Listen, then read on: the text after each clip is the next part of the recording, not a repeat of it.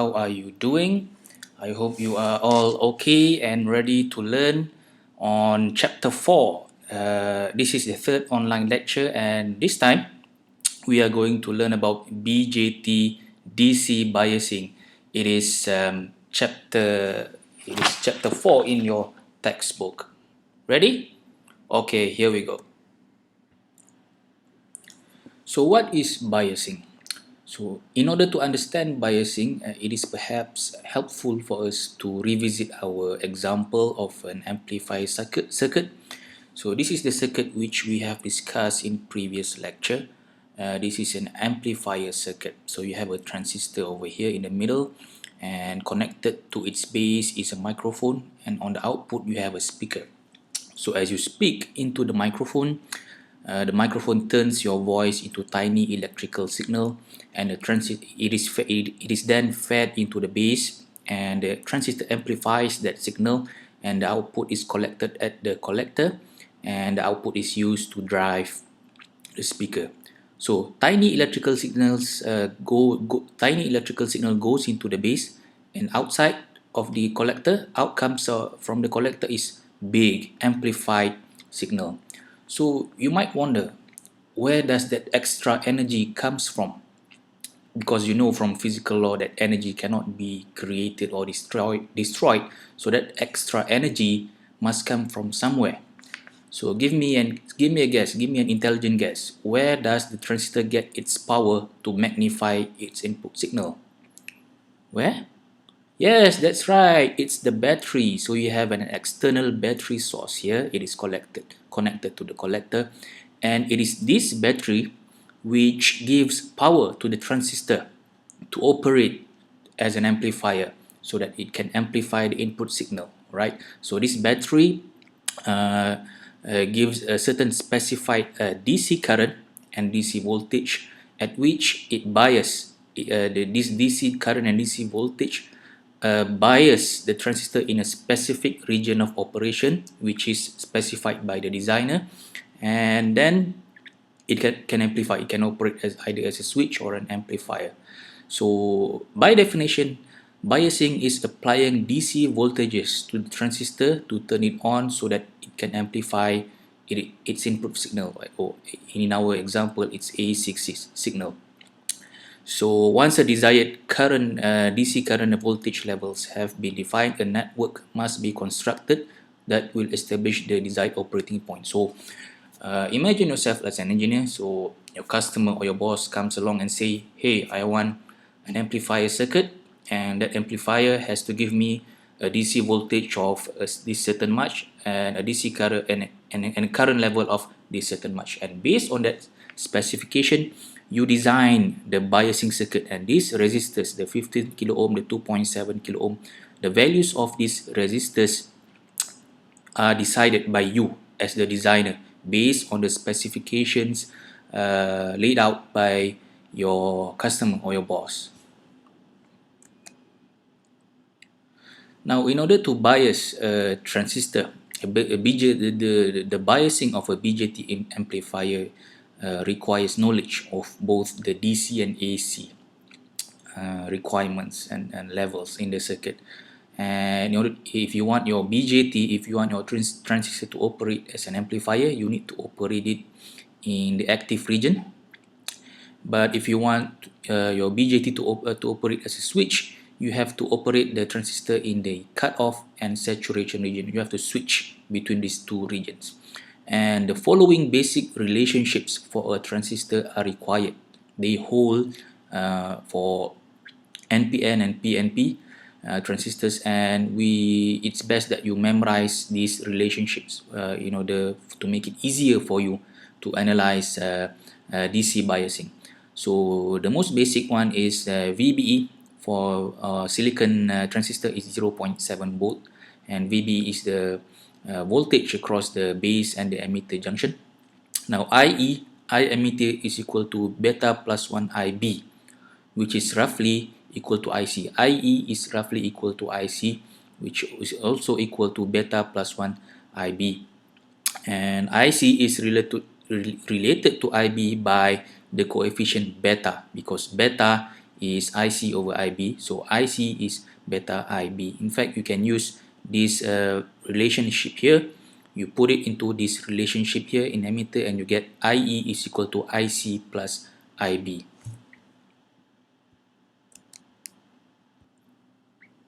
Now, biasing, by the very definition of biasing, is applying DC voltages to establish a fixed level of current and voltage, which you then apply to the transistor. And by applying this fixed DC voltage and fixed level current, you are establishing the Q point, the question point for the transistor to operate at. Now, you do remember what's a Q point, isn't it? Q point is the fixed level at which your transistor is operating, and you need to be sure where your Q point is and whether your Q point is suitable for the function, for the intended function of your transistor. For example, if you want your transistor to operate as an amplifier, you need to establish the Q point of your transistor in the active region. If you want your transistor to operate as a switch, you need to make sure that the Q point of your transistor lies in the saturation and the cut-off region. Okay, so that's why we bias a transistor. We want to establish, we want to fix the Q point of that particular transistor, which we want it to suit the particular function of the transistor. Now, for a BJT to be biased in the active region, the following must be true. The BE junction must be forward biased, and the BC, the base collector junction, must be reverse biased. Now, this is a typical output characteristic of an amplifier. So you have on the horizontal axis your output voltage, which is your VCE, and on the vertical axis is your output current, which is your collector current, and you have varying levels of IB, which is a base current, which is the input current. So, for example, if you apply 10 microampere at the base, which is the input, you will get at the output, at the collector side of, you get a current of about 4 milliampere. So if you increase your base current to, let's say, 60 microampere, you get your collector current, for the same VCE, let's say your VCE is 10 volts, you get about 20 milliampere. So that's how you read the graph. Now, let us recap again what are these three operating regions. First, you have the saturation region, which is over here. And then you have the cut-off region where the transistor is not operating at all because you're not applying any current at the input. And then this region here is the region whereby if your Q point is anywhere in this region, that means that you are operating your transistor. The transistor is exceeding its maximum power rating.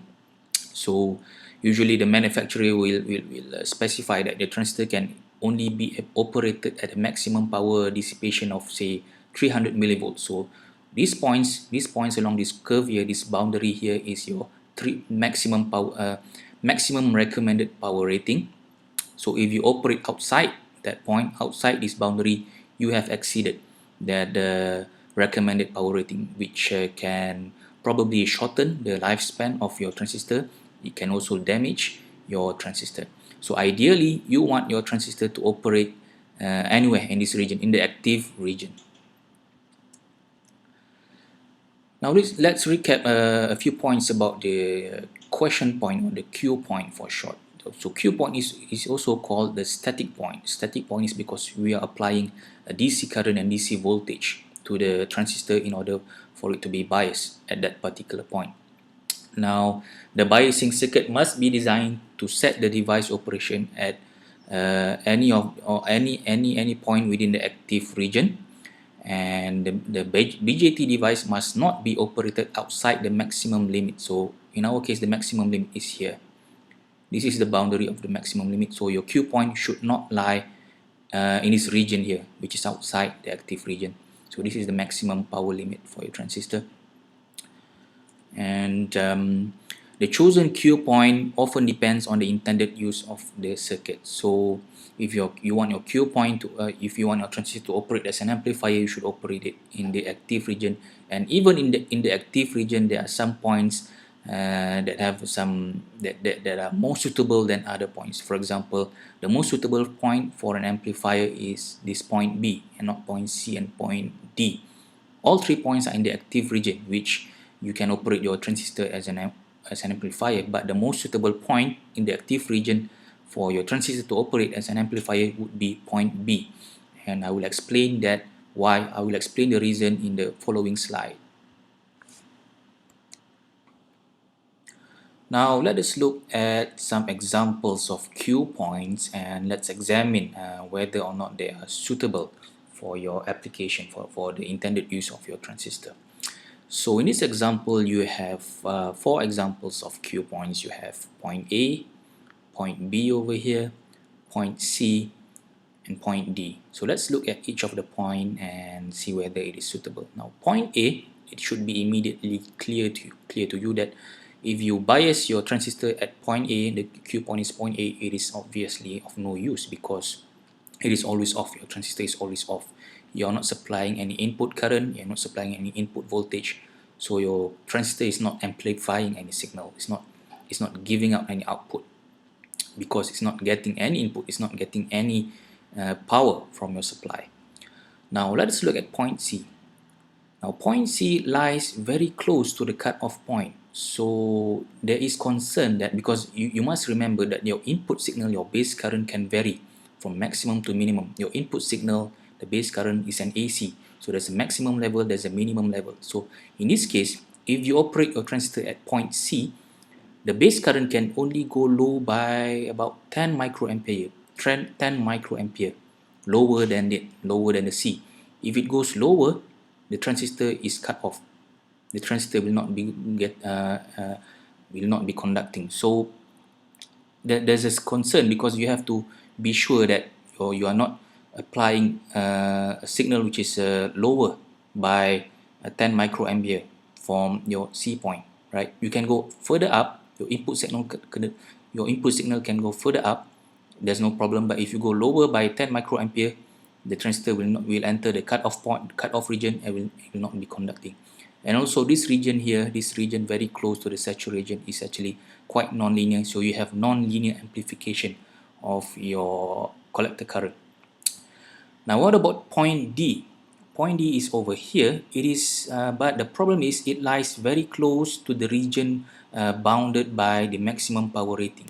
So if your input current goes low, you know, your input signal is varying, is an AC, so there's a maximum and there's a minimum current. If your input signal is at its minimum, there's no worries. You have about 20 microampere range of current which you can go. But if your input signal varies by going a little bit up, your transistor will enter the region, will have exceeded its maximum power rating. It will have entered this region here, which means that your transistor is now operating beyond its maximum power rating, which can significantly shorten the lifespan of your transistor, and it can probably damage your transistor. So by now you should have guessed that the best operating point, the best Q point for a transistor should be point B, because in point B you have the widest range of input current which you can apply to the transistor, and the transistor can still amplify it efficiently. So your signal can go lower by your input signal, your base input signal can go lower by 30 microampere, and it can go higher by 30 microampere as well before it enters saturation, if it goes higher, or before it enters cutoff if it goes lower than that. So in this example, the Q point, the point at B, is the best Q point for your transistor if you want your transistor to operate as an amplifier.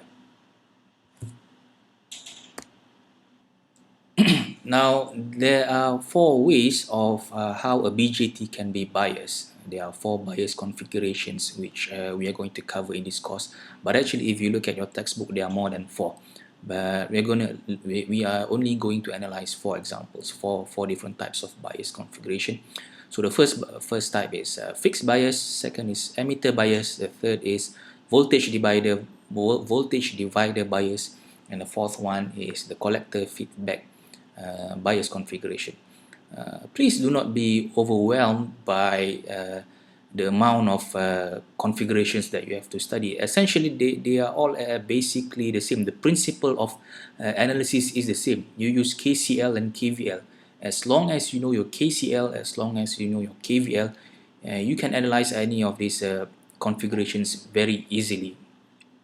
So let's look at the first configuration, which is the fixed bias configuration. Now, fixed bias configuration is the simplest DC biasing technique for BJT transistor. Now, the fixed bias configuration is characterized by the use of two resistors. So you have RB, which is the base, the resistor connected to the base, and RC, resistor connected to the collector, and they are both connected to the same voltage supply, which is named here as VCC. So as a result, you have IC, current flowing from the voltage supply to the collector is called IC, collector current, and current flowing from the supply to the base is called IB, which is the base current. Also, you have two capacitors here. You have AC input signal coming from here, and you have C1, capacitor 1, and the output is collected at the collector, and you have AC output, you have a capacitor here as well at the output.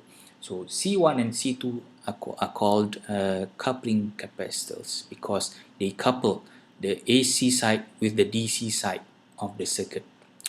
Now, because biasing involves DC only, so we can actually take out the AC part of the signal and we can analyze the circuit, the transistor circuit as a DC.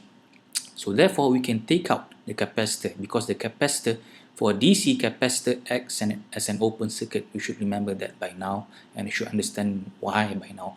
So in DC mode, capacitor is an open circuit, so we take that out. So this part here becomes is negligible. We don't care about what happens at the input side because it's an open circuit here. Also, we don't care about the output side because the capacitor is an open circuit, so we don't care what happens at the output. So we can transform, for the purpose of analyzing DC bias, we can transform this circuit here into the one in the right. So you can separate the voltage supply into two VCC. It won't take any effect. So you have a base current flowing through the resistor RB into the base, and collector current flowing from VCC to the through the RC into the collector. And you note that there's no input anymore. We have disregard this part here because there's an open circuit, there's a capacitor there. So we take that out and we take the output out because initially there's a capacitor over here and capacitor acts as an open circuit to a DC. So we take the output out. We are only concerned with this part, this DC equivalent circuit of the DC equivalent of the circuit that we're going to analyze in order for us to analyze the DC biasing. So for a fixed bias, there are two current pathways which we must analyze. The first pathway is the base emitter loop. The second pathway is the collector emitter loop. Right, which you can easily see from here. There are two currents which we must analyze. The first is the base current, which comes from the VCC into the base and comes out through the emitter. So this is the base emitter loop. And the second path is the collector current, collector emitter loop, which collector current coming from the VCC goes into the collector and exits through the emitter. So let's first have a look at the base emitter loop. So current coming from the VCC goes through the RB and goes into the base emitter junction and goes out through the emitter. So writing a KVL equation in the loop will give you VCC minus IB RB minus VBE equals to 0. So that's what you get, the equation here. And solving for IB, you want to know your IB. IB is you just rearrange back the equation. You get VCC minus VBE divided by RB. So VBE is the voltage drop across the base and the emitter. Why do we want to know IB? Why do we want to know how much IB? It's because we want to know where the Q point of our transistor, where is it? Where does it lie? If you remember from previous slide, you have various levels of IB in the output characteristic. So you want to know where is your IB so that you can determine where is your Q point. But your Q point has to come from another curve. You have to take a look at the load line as well, but we will cover that later on. So that's it for base emitter loop. It's very simple to remember. You don't even have to remember, you just have to know how to do a KVL across the base emitter loop. Okay. Now for the collector emitter loop, you do the same type of analysis. You do KVL as well, but you can start with IC, and you know that the transistor characteristics. IC is beta IB, right? So for the transistor, you know your beta, and you already know your IB from base emitter loop analysis just now. So you just plug that value in, and you get your IC. And then the loop, the collector emitter loop can be analyzed by using KVL. So VCC minus ICRC minus VCE equals to 0. You rearrange that, you get VCE equal to VCC minus ICRC. Now VCE is the voltage drop across the collector emitter junction. So VCE is equal to VC minus VE.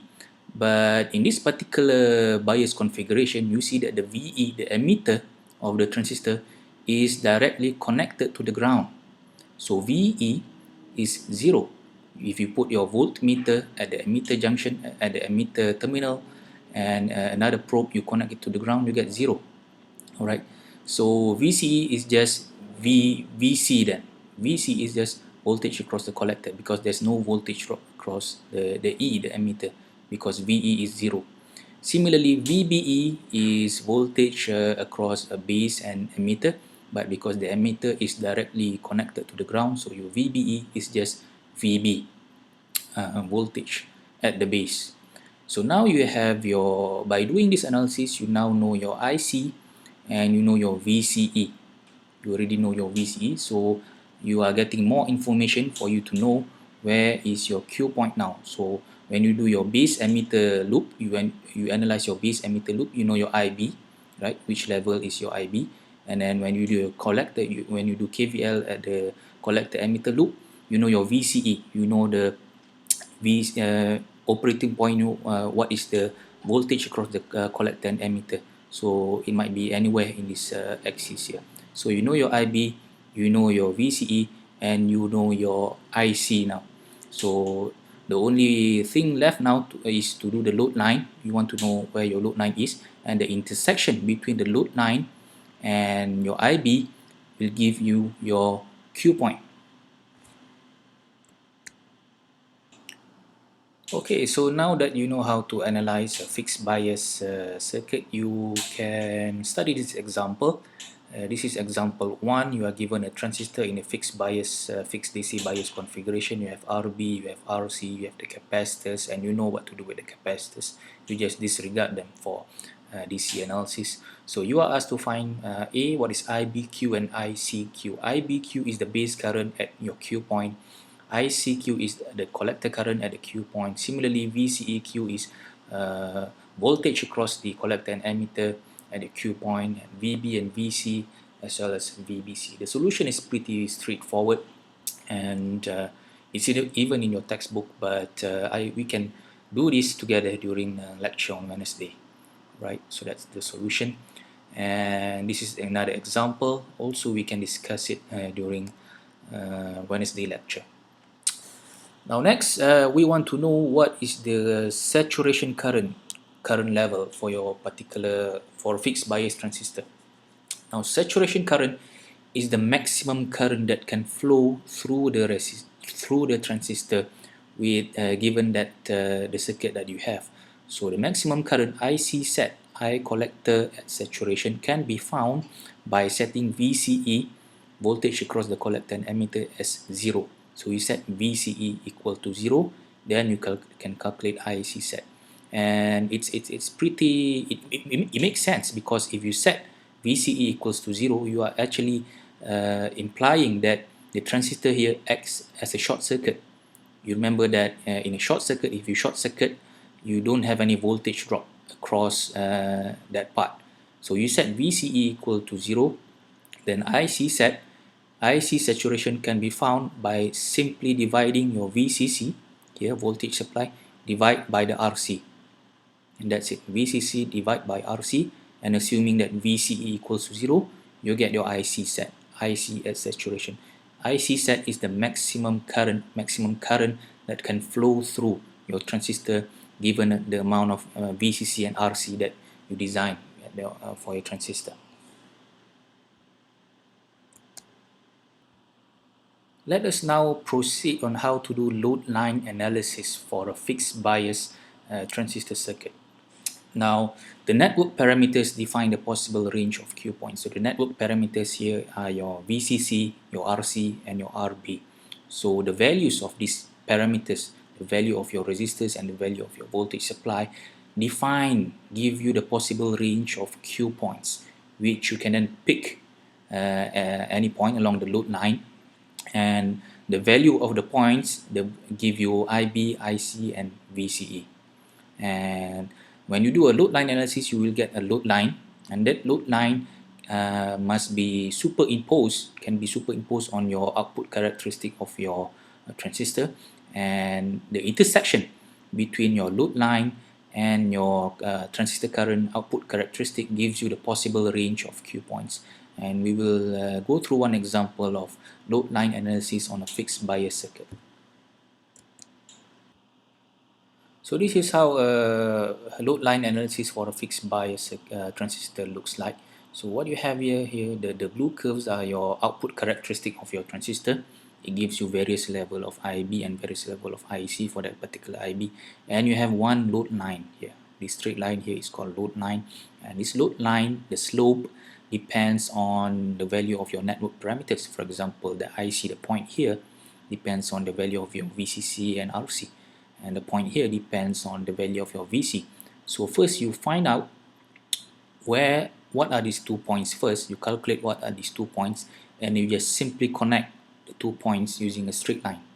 So the intersection between your load line and your current, your base current, gives you the operating point, the Q point of your transistor. So for example, in this example, you have your Q point lying here because your IBQ is this level here, right? And this is your load line. So your load line and your IBQ, your base at Q point, intersects at this point. So this is your Q point for your particular transistor. Now these are the steps, step-by-step instruction on step-by-step guides on how you can do a load line analysis. So you start with the collector emitter loop. Now you do remember that first you have to do the KVL around the CE loop, and from that KVL you get VCC minus ICRC minus VCE equals to 0. You take the VCE out, so the VCE is on the left hand side, and on the right hand side you have VCC minus ICRC. Now based on this equation, you have to find 2 points. The first point is here when your IC equal to 0. See, the value of your IC is 0, so you have to find the point here. And the second point is here, that is when your VCE equals to 0. So this axis is your VCE. By setting your VCE equals to 0, you get another point here, and then you just simply connect the 2 points using a straight line, and you get your load line. So by setting IC equals to 0, you take this value of IC equal to 0, you put that back into the equation of your CE loop. So this term here becomes 0, ICRC becomes 0, so your VCE is just equal to VCC. So that's your point here. VCE is equal, VCC is equal to VCE. So VCE is equal to VCC, right? So this is your value of your voltage supply. Now the second step is you set your VCE equals to 0 because you want to find the point here. And this point here occurs when your VCE equal to 0. So you set your VCE equals to 0, so this part here becomes 0. So your IC, the value that you want to find is IC, is just simply VCC divided with RC. Then you get another point here. And then you just join the 2 points together. And by knowing what your IB is, the intersection between your IB and your load line gives you the Q point for that particular circuit that you are designing.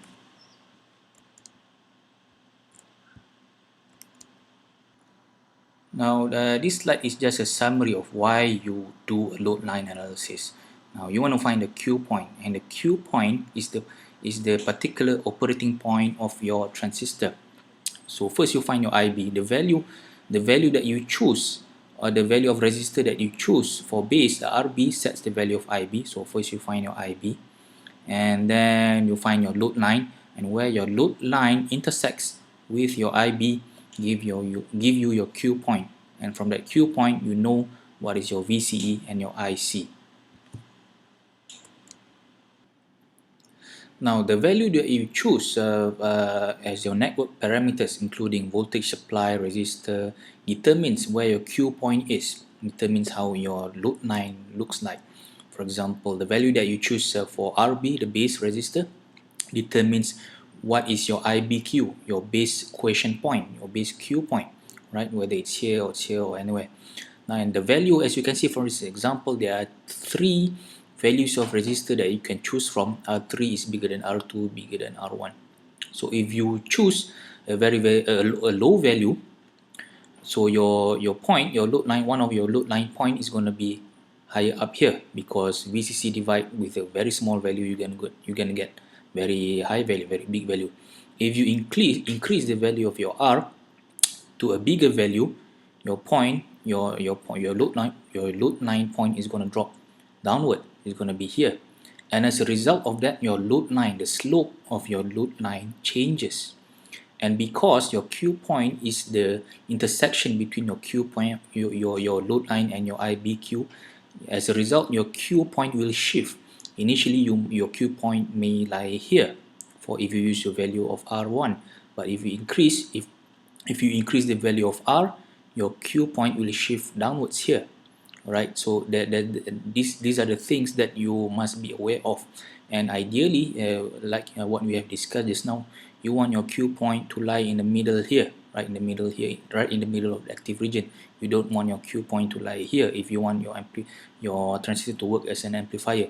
And also you don't want your Q point to lie here, because it's very close to the maximum power rating, the boundary of the maximum power rating. Okay. In this example, this slide shows you graphically how your Q point is affected by the value that you choose for your RB, your base resistor. Right. So if you choose a very low value for your base resistor, your IBQ is going to be high. Your base current, your base quiescent current is going to be high, so your Q point might be here. If you choose RB, base resistor, which is very big, your IBQ is going to be very small, and as a result, your Q point, the intersection between your load line and your base current is going to be here, so your Q point is going to be down here.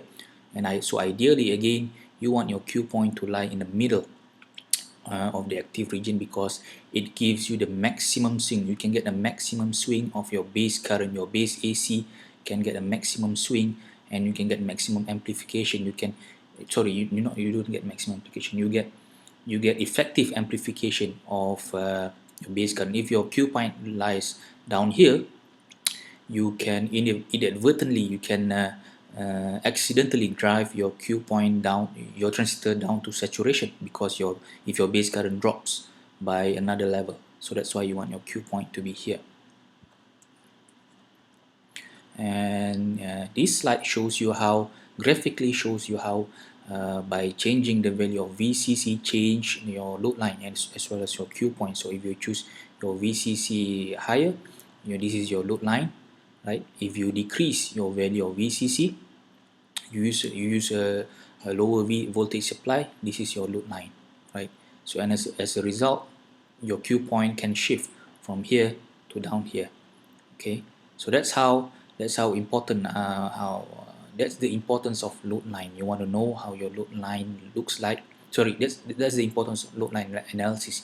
You want to know where exactly your Q point lies, and whether it suits the specific intended application of your transistor. Now this is an example of a load line analysis for a fixed bias BJT circuit. You are given, in this example, probably you are an engineer and you are given a transistor, and the transistor has these output characteristics, and also you are given a load line, right? And this load line comes from your circuit. in which the transistor is going to be fitted into, and you are required. The specification is you are required to make the transistor to operate in this particular Q point here. This Q point is where you want your transistor to lies in. So in order to do that, in order to bias your transistor at that particular Q point, you are asked to find you need to find what is the VCC, RC, and RB for that transistor for a fixed bias configuration. So the solution is pretty straightforward. You can look it up here or you can look it in textbook, but I will explain the solution in during our Wednesday class, so don't worry.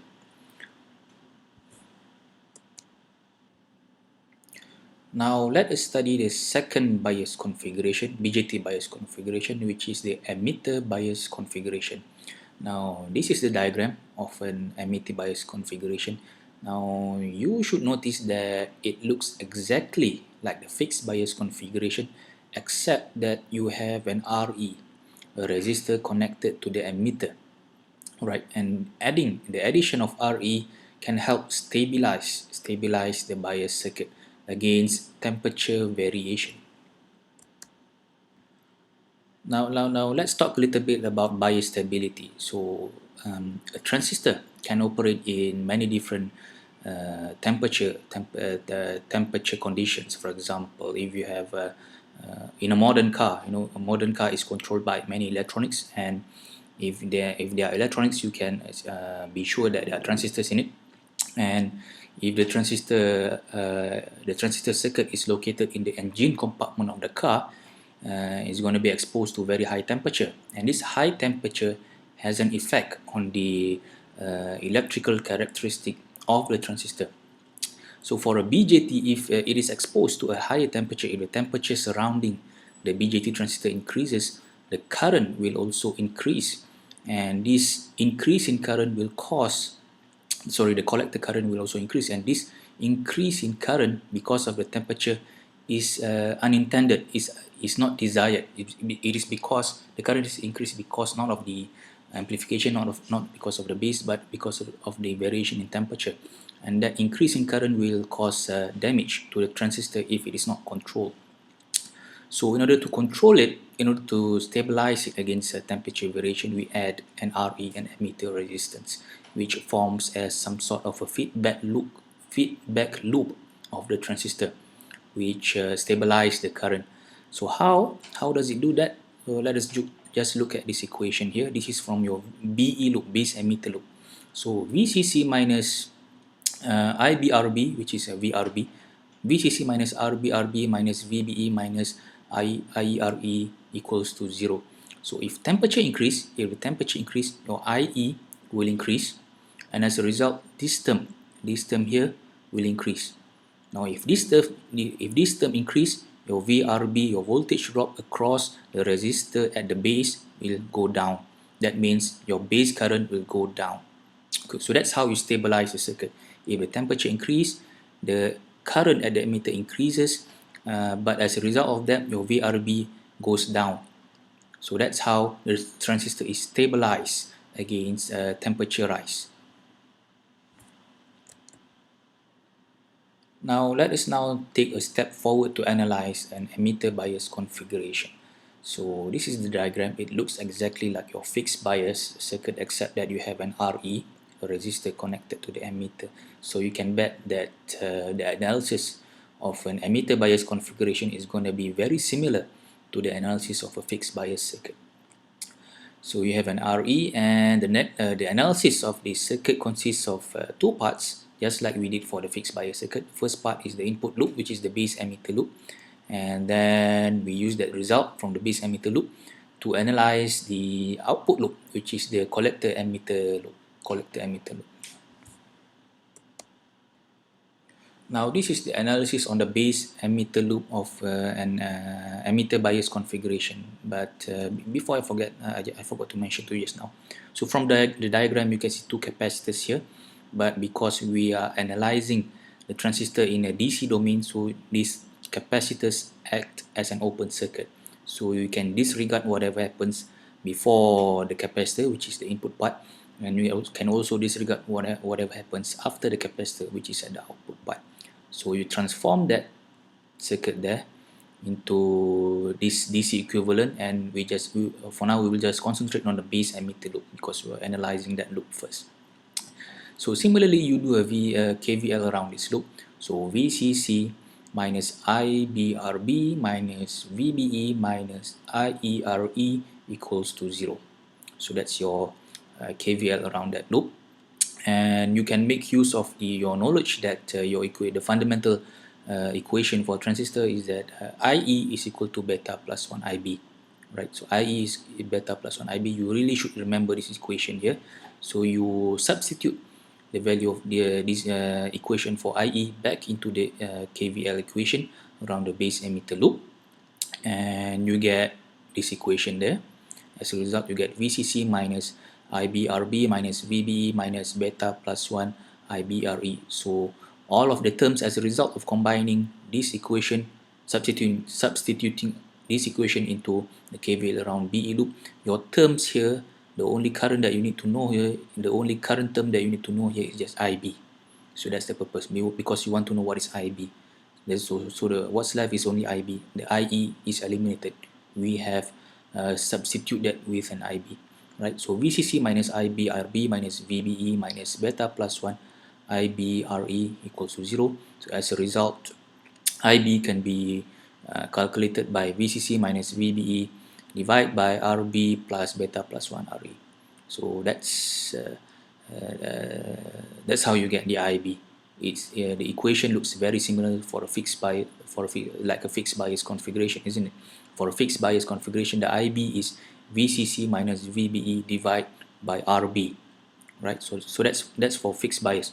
But for emitter bias, you have an additional term here, and the additional term is coming from the RE. So, and that additional term is beta plus 1 RE. So it's as though the IB is seeing a reflection of RE. RE is at the emitter side, but somehow it is some sort of reflected into the base, and that reflection is given by this term here, beta plus 1 RE. So RE multiplied by beta plus 1, it's as though RE is being reflected into the base, and that reflection determines how much your IB is. Then you look at the collector emitter loop and you apply the same analysis. You use KVL. So doing a KVL around the collector emitter loop, you get VCC minus ICRC minus VCE minus IERE equals to 0. Okay, so that's the KVL equation that you get, right? Now you can substitute IE equal to IC. You know that IE is almost equal to IC. So you use IE equal to IC, you substitute that back into the KVL, you get VCE is equal to VCC minus IC in bracket RC plus RE.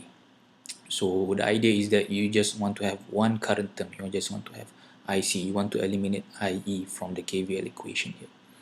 So now you need to find some VE. What is VE? VE is just a voltage drop from the top of the resistor, RE from the top of the emitter resistor with respect to the ground. So VE is then just IERE, current flowing out of the emitter into the going through the emitter resistor. So VE is IERE. Finding VC, there are two ways you can find VC. So VC is equal to VCE plus VB. So VC is here at this point here, right? So this is VC, V at the collector point with respect to the ground. So VC is then composed of VCE plus VE, right? Okay. Or you can find VC is equal to, another way to find VC is just VCC minus ICRC, right? So this is VC, this whole term here is VC, voltage drop from across the collector terminal of the transistor with respect to the ground.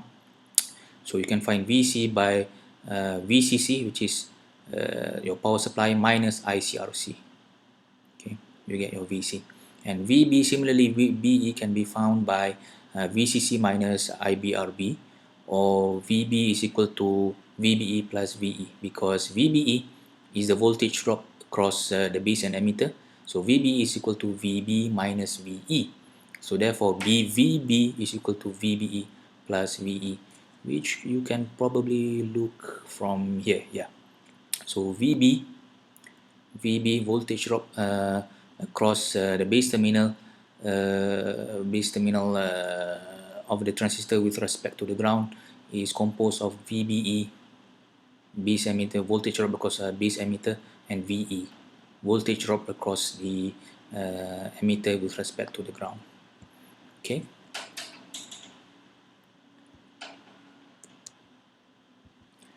Now to find the saturation current for an emitter bias configuration is very similar to how you find saturation current for fixed bias configuration. You just set the VCE, voltage across the collector and emitter terminal of the transistor, equal to 0. By setting VCE equal to 0, you are effectively implying that the transistor acts as a short circuit, right? So therefore, there's no resistance developed in the transistor. The current is free to flow, so therefore you get the maximum current. So IC set is the maximum current that goes through your transistor. It can be calculated by VCC divided by RC plus RE, because RC and RE are the only resistors left. There's no resistance across the transistor, because you're assuming VCE equal to 0.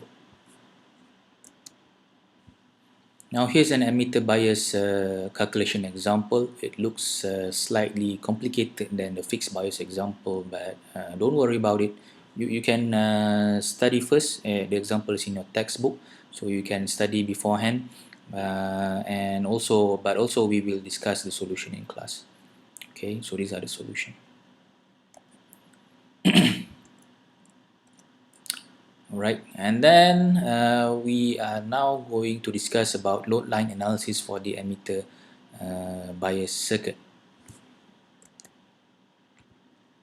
So now the load line analysis for an emitter bias circuit is very similar to a load line analysis for a fixed bias circuit. You start by the CE loop with the CE loop. So you do a KVL around the CE loop. You get this equation here: VCE equal to VCC minus IC multiplied by RC plus RE. Then you do the usual. You need to find the 2 points at the vertical and the horizontal axis. So for this point here, if you want to find this point here, you set your IC equal to 0, because this point here occurs when IC equal to 0. So setting IC equal to 0, your VCE becomes VCC, because this term becomes 0, right? So that's your first point. And then you need to find the second point here, the second intersection at your vertical axis. Now this point happens when your VCE equals to 0, right? So VC equals to 0, you get another point in the intersection at the vertical axis. So you do that, you set VCE equals to 0, you get the IC equal to VCC divided by RC plus RE. Alright, it looks very similar to fixed bias load line analysis for a fixed bias. In fixed bias circuit, the load line analysis consists of VCC divided by RC only, but for emitter bias, you have addition for RE. So you now have your 2 points, you connect the 2 points together, and then the intersection between your load line and your IBQ, your base current, your base equation point, gives you your Q point.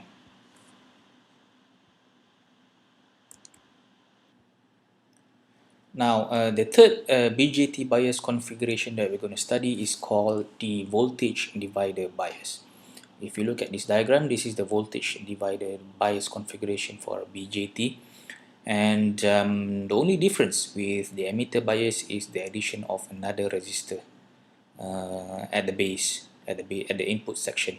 So you have two resistors now in series at the base section, the input section, and at the same time you still have RC and RE.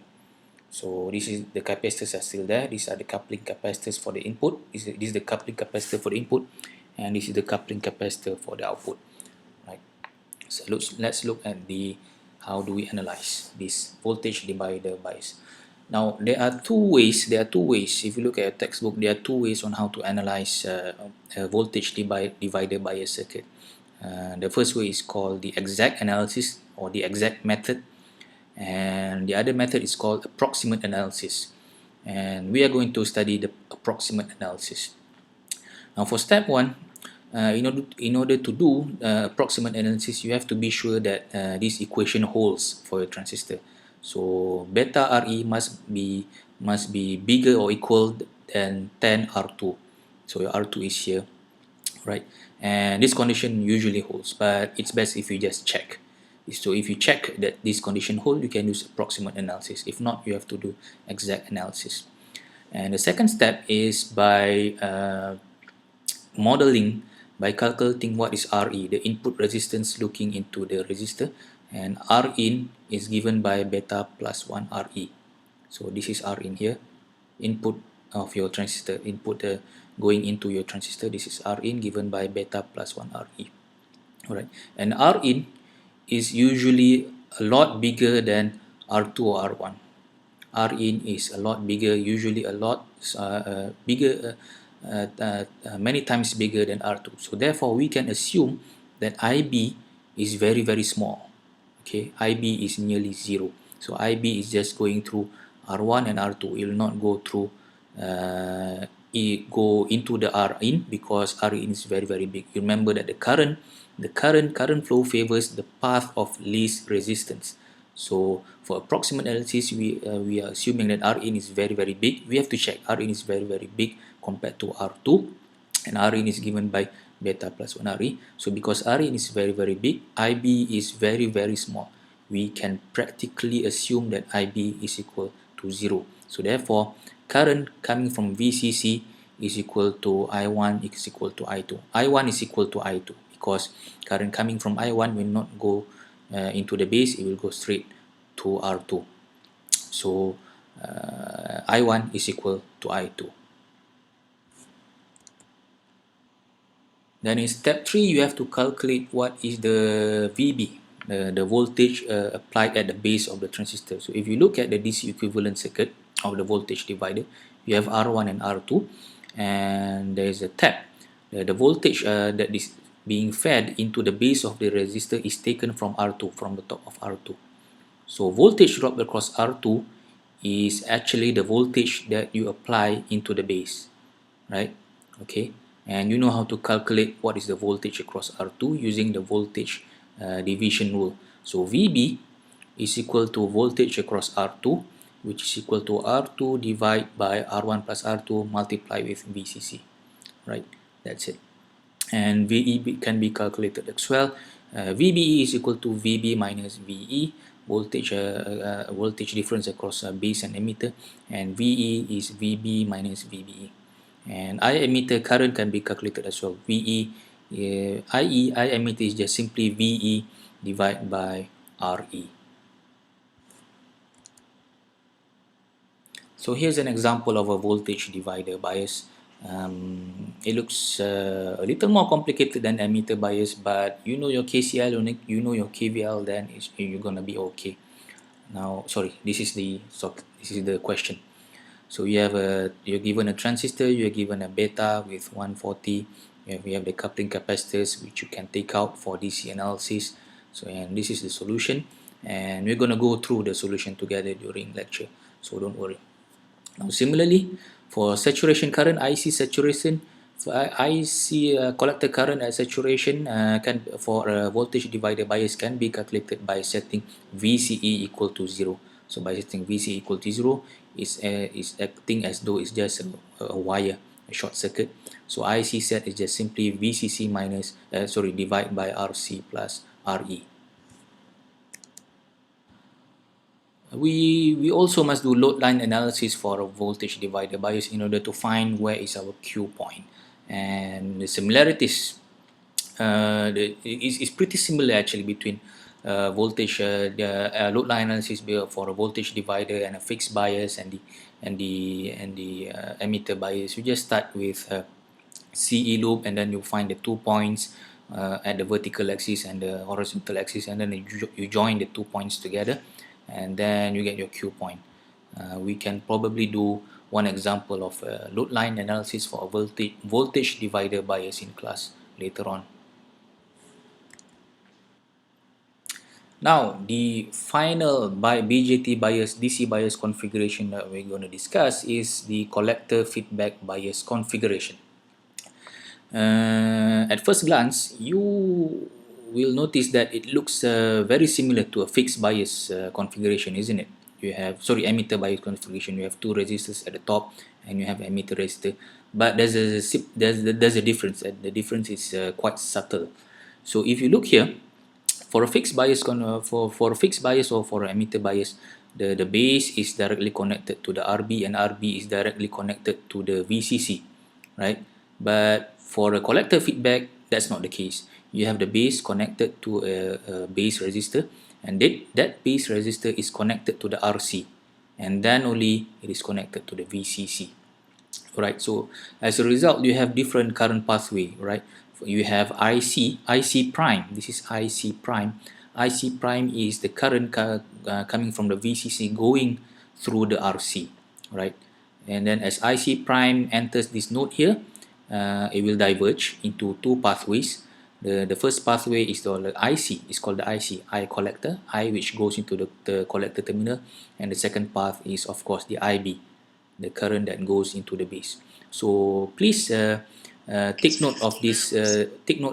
Little difference, okay, and don't get confused. Now let us start analyzing the collector feedback bias circuit. Just like every other BJT configuration we have discussed so far, you start the analysis with the base emitter loop. Now for a collector feedback bias, the base emitter loop, the KVL around the base emitter loop is just VCC minus IC prime IC minus IBRB minus VBE minus IERE, right? So let me restate that again. Around the base emitter loop, it's VCC minus IC prime IC minus IBRB minus VBE minus IERE equal to 0. Okay, so it's a pretty long equation, but you can simplify by knowing the basic current relationships for a transistor. And you note that at this node here, you find that IC prime is equal to IC plus IB, right? IC prime is composed of IC plus IB. IC prime comes through here. At this node, it will diverge to two paths, IC and IB. So IC prime is equal to IC plus IB. But usually, IB, the current at the base, is really a lot smaller than IC, which we have discussed in our previous lecture. IB is in the range of microampere, IC is in the range of milliampere. Alright, so we can use that observation to approximate that IC prime is equal to IC, right? So IC prime, this is IC prime, current coming from the voltage supply through the RC is almost equal to IC. Very little current actually goes to the base of the base of the transistor. So IC prime can be approximated to IC, and also you make use of another current relations that you know. IC is equal to beta IB, and IE is almost equal to IC. You plug all these three equations back into your BE loop, you get this equation here.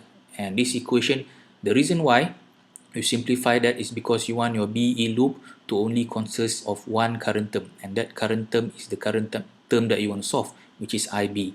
You are interested to find IB, so you want to eliminate IC terms and IE terms from your KVL loop, KVL base emitter loop. So finally, you rearrange this equation. You get IB is equal to VCC minus VBE divided by RB plus beta RC plus RE. Okay. Now for the collector emitter loop for a collector feedback bias, the KVL is pretty straightforward. So you start the loop from VCC. So the KVL goes VCC minus IC prime RC minus VCE minus IERE equals to 0. So that's the KVL around the collector emitter loop there. But you can make further simplification. You know that from our previous slide, you know that IC prime is equal to IC, almost equal to IC, and IC is equal to beta IB. So you plug these relations back into your original KVL, you get this new KVL, which is IC multiplied by RC plus RE plus VCE minus VCC equal to 0, and from that you can solve for your VCE. And knowing your VCE, knowing your IB from from analyzing BE loop, you get your Q point. Now to calculate transistor saturation, current saturation level for a collector feedback is pretty straightforward, and it is similar. It has the same appearance with voltage divider configuration, so the calculation is similar. You just assume that VCE is equal to 0. So therefore, IC set, the maximum IC that can flow through your transistor, is just VCC divided by RC plus RE. Load line analysis for a collector feedback bias is also similar to voltage divider and every other configuration which we have discussed so far. You start with the CE loop, you do the KVL, and then you find the 2 points, and then you divide, you connect the 2 points together, and then you find the intersection of the load line with your IBQ, and then you get your Q point. So don't worry if it's a little confusing for you right now. It's okay, we will discuss some example of load line analysis in class. Okay, so we are done with discussion on all the 4 BJT DC bias configurations. Now let us now discuss an example of a transistor, and in this example the transistor is used as a switch with only DC source applied at the base. So what you have here is a transistor, and there's RC and RB, and the voltage, the output voltage is taken from the collector, the input is applied at the base. So when you are applying, in this example you are applying a square wave into the transistor.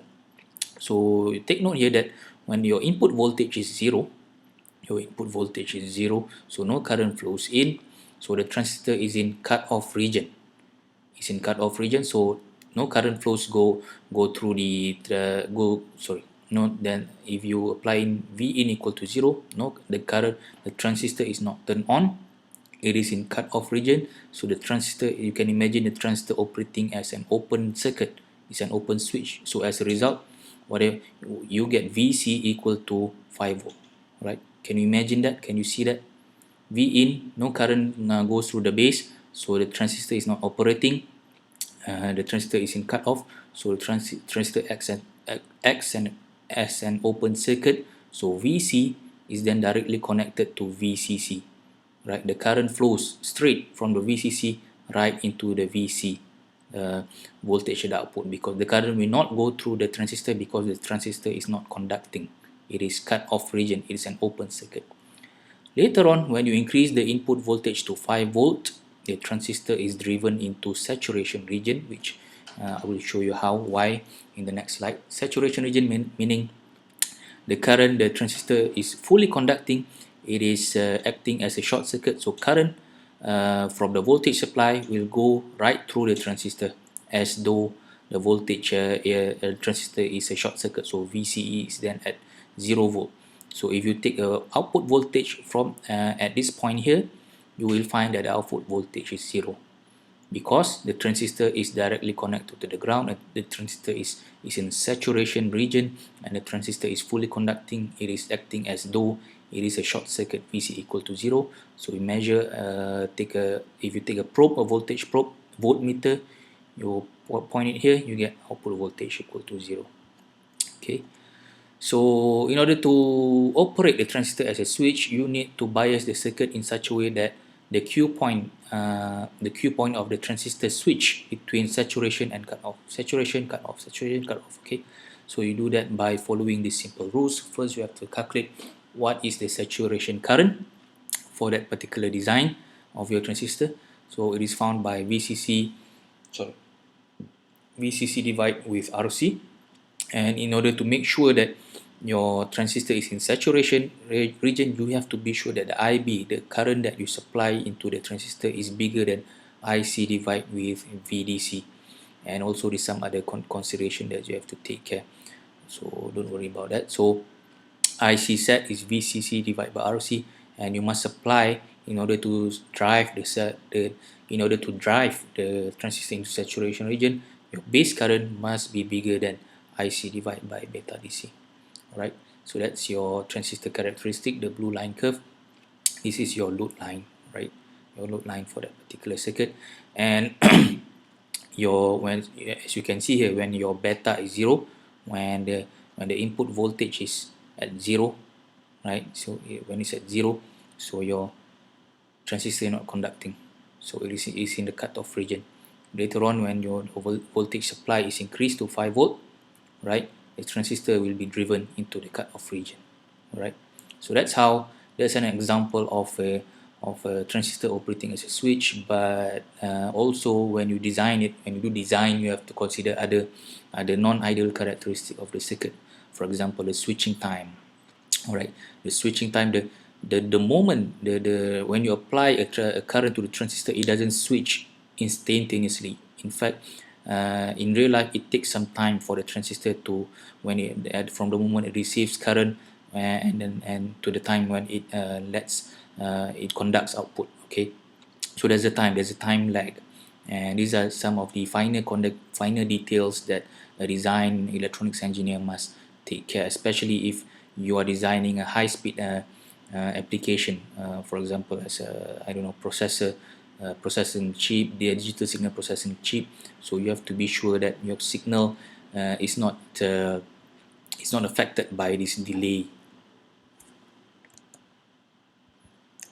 Now the analysis, all the BJT configurations which we have studied just now, and also the examples that I showed to you, are most probably based on, almost all of them are based on, not almost, I think every each example of the bias configuration, I base it on NPN transistors. But in the exams or in the quiz, you might be asked using example of a PNP transistor. Okay, so, but don't worry, the principle of operation is the same. You use the KCL, you use the KVL, and you use the same technique of using to find the load line. The only difference is the direction of currents. Direction of currents are opposite of an NPN transistor, but everything else remains the same. Alright, these are some other practical applications of a transistor. It can act as a relay driver, as a switch, as a constant current source, logic gates, current mirror, voltage level indicator. Some of these examples you will study in later chapters of this course. I think there's a small chapter on current source and current mirror, and you will understand further how the practical aspect of BJT design. So as a summary, if you are asked to design an amplifier or a switch based on a BJT transistor, you have to understand what are the circuit requirements, and you begin the analysis by using KCL and Thevenin and other circuit laws. That's it. And then you identify the parameters given, and then you do the analyze the input output of the system, and you see if the input and output match the requirements of your design. Now, usually when you are asked to do design, usually the transistor and the supplies, the voltage levels of the supply are specified. So then what remains to be done is just to find what is the value of the transistor that you need to use in order to bias the transistor. So you do that by the analysis techniques that we have discussed, and you will find the value of R, resistance, that you want to use for the design. But when you go to the shop, you want to buy the resistor, you don't really get what you want. So the value of resistance that you want, for example, the value of resistance that you want is probably 2.03 kilo ohm, right, for that particular design. But the shop the manufacturer only sells the closest value that you get is 2 kilo ohm. Okay, so you can use the closest value of the theoretical value that you calculate. Okay, that's it. We have come to the end of the chapter 4 on DC bias, BJT DC bias. If you have any questions, please feel free to ask me during the lecture or during the tutorial, or you can email or message me in Facebook. I don't mind any other way. And for this tutorial, for this chapter, you need to do these problems at the back of chapter 4. And there are 6 questions that I want you to try, and they are due on Monday 23rd, which is roughly about 2 weeks from now. 2 weeks from now. Okay, so on Wednesday, we are going to do some examples of coming from this chapter, DC biasing, and then we're going to discuss the tutorial solution for your BJT configuration. So this tutorial, DC bias tutorial, is due the week after, which is on Monday 23rd September. So please do the tutorial. The answers are in your textbook. Some of the answers of these questions are in your textbook, so you can check your final answer if they are correct or not. Okay, and I will ask any of you to demonstrate the solutions during tutorial. Please do not be afraid to be wrong. You are allowed to be wrong during tutorial, but in exam, if you are wrong, then you pay dearly. You pay with the losses in mark. But in tutorial, you are allowed to be wrong, and that's how you learn. Alright, thank you very much. I thank you very much for your attention, and I hope this lecture has been most beneficial to you. Thank you, and see you again.